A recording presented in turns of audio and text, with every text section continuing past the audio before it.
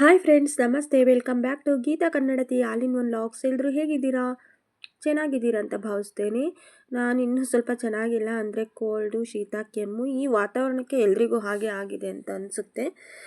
ನನ್ನ ಫೇಸ್ ನೋಡಿದ್ರೆ ಗೊತ್ತಾಗುತ್ತೆ, ಸ್ವಲ್ಪ ನನಗಿನ್ನೂ ಹುಷಾರಾಗಿಲ್ಲ.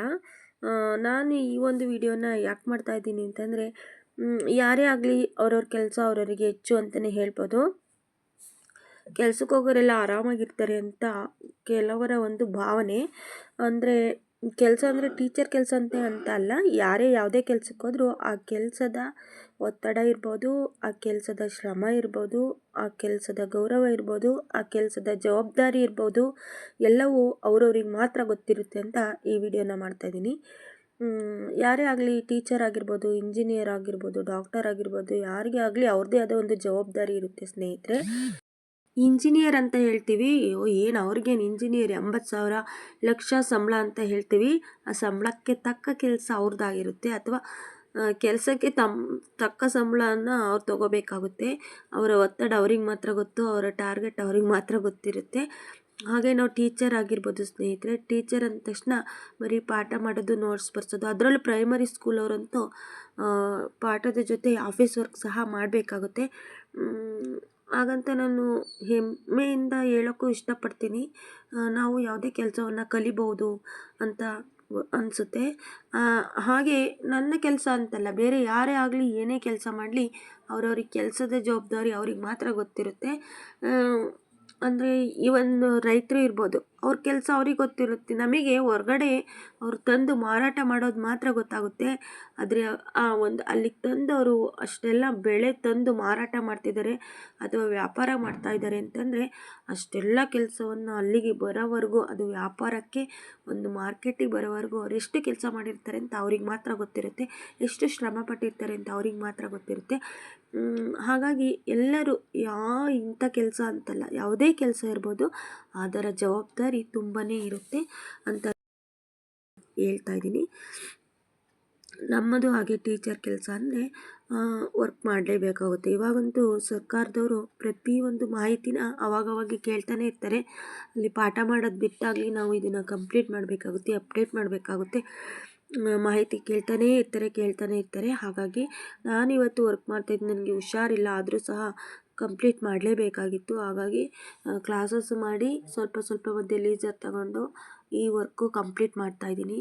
ಮಧ್ಯಾಹ್ನ ಮೇಲಂತೂ ವರ್ಕ್ ಮಾಡಲೇಬೇಕಂತ ಕೂತ್ಕೊಂಡೆ. ಹಾಗೆ 4 ಗಂಟೆ ಮಕ್ಕಳೆಲ್ಲ ಆಚೆ ಕೂರಿಸ್ತೀವಿ. ಆಗ ನಮ್ಮ ಟೀಚರ್ ಧರಣಿ ಮೇಡಮ್ ಅಂತ, ಅವನು ಸಹ ಸ್ವಲ್ಪ ಸಹಾಯಕ್ಕೆ ತಗೊಂಡು ವರ್ಕ್ ಕಂಪ್ಲೀಟ್ ಮಾಡೋಣ ಅಂತ ಕೂತಿದ್ದೆ. ಇದೆಲ್ಲ ಯಾಕಪ್ಪ ಹೇಳ್ತಿದ್ದಾರೆ ಅಂತ ನಿಮ್ಗೆ ಅನ್ನಿಸ್ಬೋದು. ನಾನು ಕೆಲಸ ಮಾಡ್ತಿರೋದು ಮಾತ್ರ ಅಲ್ಲ, ಬೇರೆ ಯಾರೇ ಕೆಲಸಕ್ಕೆ ಹೋದರೂ ಸಹ ಅವ್ರಿಗೆ ಇದೇ ಥರ, ನಮ್ಮದು ಈ ಥರ ವರ್ಕ್ ಆದರೆ ಅವ್ರಿಗೆ ಬೇರೆ ಥರ ವರ್ಕು, ಕೆಲಸದ ಒತ್ತಡ ಇದ್ದೇ ಇರುತ್ತೆ. ಆದರೆ ನಾವು ಅದನ್ನು ಪ್ರೀತಿಯಿಂದ ಮಾಡಬೇಕು, ಗೌರವದಿಂದ ಮಾಡಬೇಕಾಗುತ್ತೆ, ಜವಾಬ್ದಾರಿಯಿಂದ ಮಾಡಬೇಕಾಗುತ್ತೆ. ಆಗ ಮಾತ್ರ ಕೆಲಸ ಸಕ್ಸಸ್ ಆಗುತ್ತೆ ಅಂತ ನಾನು ಹೇಳೋಕ್ಕೆ ಬಯಸ್ತಾ ಇದ್ದೀನಿ. ನಾನು ಏನು ವರ್ಕ್ ಮಾಡ್ತಾಯಿದ್ದೀನಿ ಅಂತಂದರೆ, ಮಕ್ಕಳ ಬಗ್ಗೆ ನಾವು ಅಪ್ಡೇಟ್ ಕೊಡ್ತಾನೇ ಇರಬೇಕಾಗುತ್ತೆ. ನಮಗೆ ಅಡ್ಮಿಷನ್ ಆಗಿದ್ದರಿಂದ ಮಗುನ ಇಂಪೋರ್ಟ್ ಮಾಡ್ಕೊಳೋದಿರ್ಬೋದು,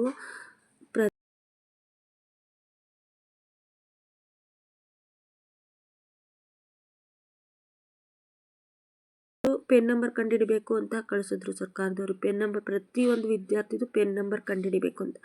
ಪೆನ್ ನಂಬರ್ ನಾವು ಕಂಡುಹಿಡಿಬೇಕು ಅಂದರೆ ಮಗು ಆಧಾರ್ ನಂಬರ್, ಒಬ್ಬನೇ ಅಲ್ಲ, ಎಷ್ಟು ವಿದ್ಯಾರ್ಥಿಗಳಿದ್ದಾರೋ ಅಷ್ಟು ವಿದ್ಯಾರ್ಥಿಗಳ ಆಧಾರ್ ನಂಬರ್ ಹಾಕ್ಬಿಟ್ಟು ಸರ್ಚ್ ಮಾಡಿದ್ರೆ ಪೆನ್ ನಂಬರ್ ಬರುತ್ತೆ. ಆಧಾರ್ ನಂಬರ್ ಜೊತೆಗೆ ಅವರು ಹುಟ್ಟಿದಂಥ ಇಯರ್ ಹಾಕಬೇಕು, ವರ್ಷನ ಹಾಕಬೇಕು. ಆಗ ಪೆನ್ ನಂಬರ್ ಬರುತ್ತೆ. ಆ ಪೆನ್ ನಂಬರ್ ಒಂದು ಸೈಡು ಆ ಮಗುದೊಂದು ಪೆನ್ ನಂಬರ್. ಆ ಪೆನ್ ನಂಬರ್ನ ನಾವು ಎಲ್ಲೇ ಹೊಡೆದು ಸರ್ಚ್ ಮಾಡಿದರೂ ಆ ಮಗು ಡೀಟೇಲ್ಸ್ ಬರುತ್ತೆ.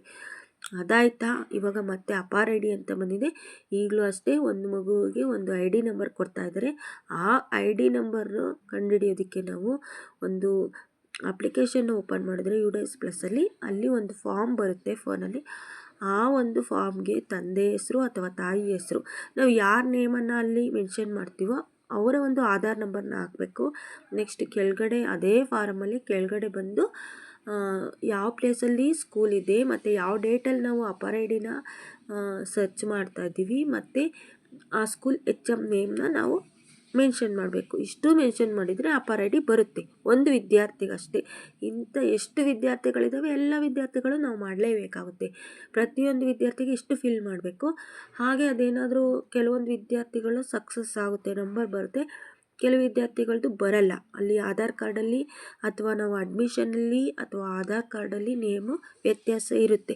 ಆಗ ಏನು ಮಾಡಬೇಕಾಗುತ್ತೆ, ಆ ಲಿಸ್ಟನ್ನು ನಿಮ್ಮದು ಯಾವುದು ಅಪ್ಡೇಟ್ ಆಗಿಲ್ಲ, ಆ ಅಪಾರ ಐ ಡಿ ನಂಬರ್ ಬರ್ತಾ ಇಲ್ಲ, ಆ ನೇಮ್ನ ನಮಗೆ ಕಳಿಸಿ ಅಂತ ಹೇಳಿದ್ದಾರೆ. ಹಾಗಾಗಿ ನಾನು ಇವತ್ತು ಅದೇ ವರ್ಕ್ ಮಾಡ್ತಾಯಿದ್ದೀನಿ.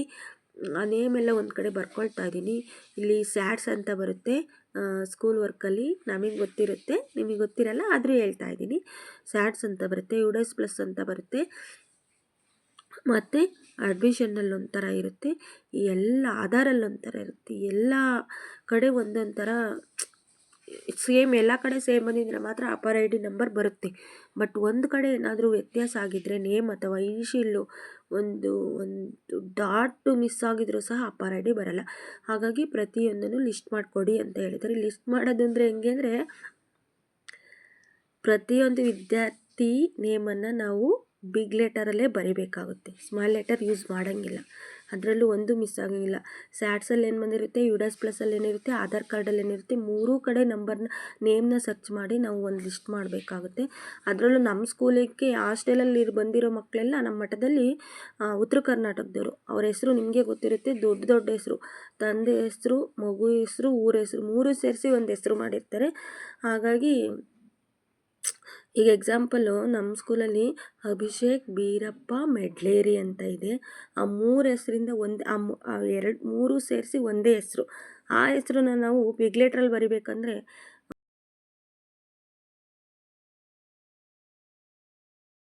ಅಂದರೆ ಅಷ್ಟು ಸೂಕ್ಷ್ಮವಾಗಿ ಬರಿಬೇಕಾಗುತ್ತೆ. ಈ ಒಂದು ಹೆಸರು ಬರೆಯೋದೇನು ಕಷ್ಟನಾ ಅಂತ ಅನಿಸುತ್ತೆ, ಬಟ್ ಅಲ್ಲಿ ಒಂದು ಲೆಟರ್ ಸಹ ಮಿಸ್ ಆಗೋಂಗಿಲ್ಲ. ಅದ್ರ ಪ್ರಾಬ್ಲಮ್ ಏನಾಗುತ್ತೆ ಅಂತ ನಮಗೆ ಗೊತ್ತಿರುತ್ತೆ. ಹಾಗಾಗಿ ನಾನು ಸೂಕ್ಷ್ಮ ವಿಷಯನೂ ನಾನು ನಿಮಗೆ ಹೇಳಬೇಕು ಅಂತ ಅನ್ನಿಸ್ತು. ಅಂದರೆ ಟೀಚರ್ ವರ್ಕ್ ಹೇಗಿರುತ್ತೆ ಅಂತ ಹೇಳೋದಕ್ಕೆ ಬಂದೆ. ಅದರಲ್ಲೂ ಪ್ರೈಮರಿಲಿ ಕ್ಲಾರ್ಕ್ ಇರಲ್ಲ, ಎಲ್ಲ ಕೆಲಸ ನಾವೇ ಮಾಡಬೇಕಾಗುತ್ತೆ. ಹಾಗಾಗಿ ಇದನ್ನು ನಾನು ನಿಮಗೆ ಹೇಳಬೇಕು ಅಂತ ಬಂದೆ.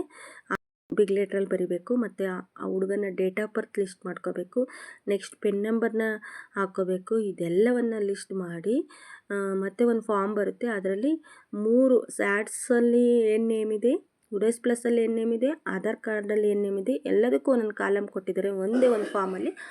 ಆ ಒಂದು ಫಾರ್ಮಲ್ಲಿ 3 ಕಡೆ ಬರೋ ಅಂಥ ಹೆಸರನ್ನು ನಾವು ಫಿಲಪ್ ಮಾಡಬೇಕು. ಅದರಲ್ಲಿ ಯಾವುದು ವ್ಯತ್ಯಾಸ ಬರುತ್ತೋ ಅದರ ಲಾಸ್ಟಲ್ಲಿ ಈ ಥರ ಪ್ರಾಬ್ಲಮ್ ಆಗಿದೆ, ಅದಕ್ಕೆ ಈ ಒಂದು ಅಪಾರ ಐ ಡಿ ನಂಬರ್ ಈ ಹುಡುಗಂದು ಅಥವಾ ಈ ವಿದ್ಯಾರ್ಥಿದು ಬರ್ತಾ ಇಲ್ಲ ಅಂತ ನಾವು ಮೆನ್ಷನ್ ಮಾಡಬೇಕಾಗುತ್ತೆ. ಇಷ್ಟೂ ಕೆಲಸವನ್ನು ನಾನು ಈಗ ಮಾಡ್ತಾಯಿದ್ದೀನಿ. ಅದು ಕಂಪ್ಲೀಟ್ ಆಗಿಲ್ಲ, ನಾಳೆನೂ ಕಂಟಿನ್ಯೂ ಮಾಡಬೇಕಾಗುತ್ತೆ.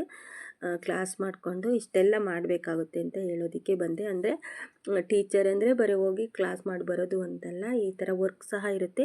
ನಮಗೆ ಮಾತ್ರ ಅಲ್ಲ, ಬೇರೆ ಯಾರೇ ವರ್ಕ್ ಮಾಡ್ತಾಯಿದ್ರು ಸಹ ಅವರಿಗೂ ಸಹ ತುಂಬ ವರ್ಕ್ ಇರುತ್ತೆ ಅಂತಲೇ ಹೇಳ್ತಾ ಇದ್ದೀನಿ. ಹಾಗಂತ ಮನೆಯಲ್ಲಿರೋರಿಗೆಲ್ಲ ವರ್ಕ್ ಇರಲ್ಲ ಅಂತಲ್ಲ, ಅವರಿಗೂ ಸಹ ವರ್ಕ್ ಇರುತ್ತೆ. ಅವರಿಗೆ ಅವರ ಕೆಲಸನೇ ದೊಡ್ಡದಾಗಿರುತ್ತೆ. ಆ ಕೆಲಸದ ಪರಿಶ್ರಮ ಅವ್ರಿಗೆ ಮಾತ್ರ ಗೊತ್ತಿರುತ್ತೆ, ಆ ಕೆಲಸದ ಒತ್ತಡ ಅವ್ರಿಗೆ ಮಾತ್ರ ಗೊತ್ತಿರುತ್ತೆ. ಹೌಸ್ ವೈಫ್ ಆಗಿರ್ಬೋದು, ಹೊರಗಡೆ ವರ್ಕ್ ಮಾಡೋ ವುಮೆನ್ಸ್ ಯಾರಿಗೇ ಆಗಲಿ ಅವರ ಕೆಲಸದ ಒತ್ತಡ ಅವ್ರಿಗೆ ಮಾತ್ರ ಗೊತ್ತಿರುತ್ತೆ. ಅಂದರೆ ಒಟ್ಟಲ್ಲಿ ಎಲ್ಲರಿಗೂ ಅವರದೇ ಆದ ಕೆಲಸದ ಬಗ್ಗೆ ಜವಾಬ್ದಾರಿ ಇದ್ದೇ ಇರುತ್ತೆ ಅಲ್ವಾ ಸ್ನೇಹಿತರೆ. ಇಷ್ಟೊತ್ತು ವಿಡಿಯೋ ನೋಡಿದ್ರಿ, ಹೇಗೆ ಅನ್ನಿಸ್ತು ಲೈಕ್ ಮಾಡಿ, ಕಮೆಂಟ್ ಮಾಡಿ.